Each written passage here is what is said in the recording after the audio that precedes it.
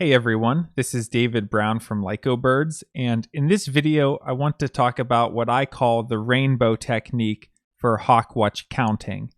And this is a handy technique if you're the official counter at a hawkwatch, and especially if it starts to get busy and you become overwhelmed. And the basic idea is to imagine a rainbow that starts directly to your left and right and stretches directly overhead.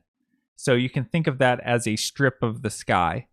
That's the area that you need to focus on because the birds that are going through that rainbow are the ones that you need to be counting at that moment.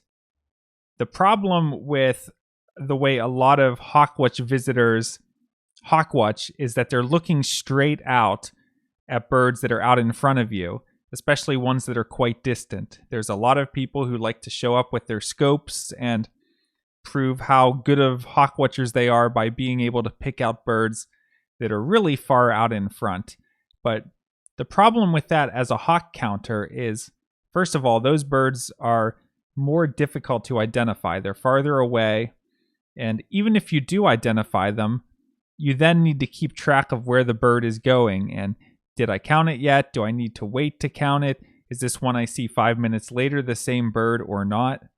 And so it's somewhat helpful to know what is out in front of you, but when it gets busy, the more important thing is the birds that are passing by at that moment, because you know that those are birds, okay, I'm counting them right now. I don't need to worry about what they're doing as long as they don't come back.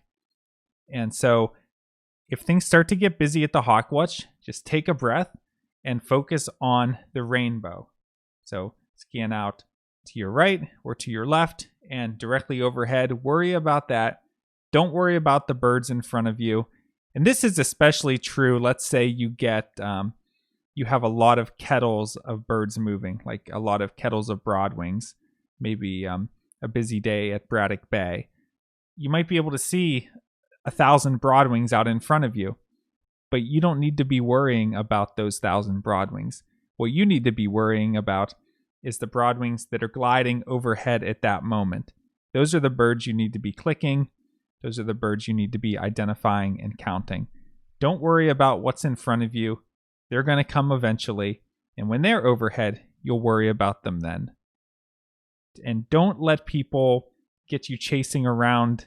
Someone spots something really far away, and then you have to jump on your scope and try to identify it and then keep track of it for a while.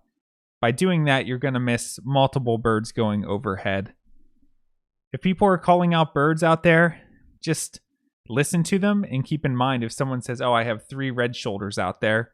If 20 minutes goes by and you only saw 2 red shoulders, click the third one. It's not a big deal. Just do your best to incorporate all of the information, but really focus on that rainbow because that's the strip of sky where you need to be clicking the birds. This is David Brown.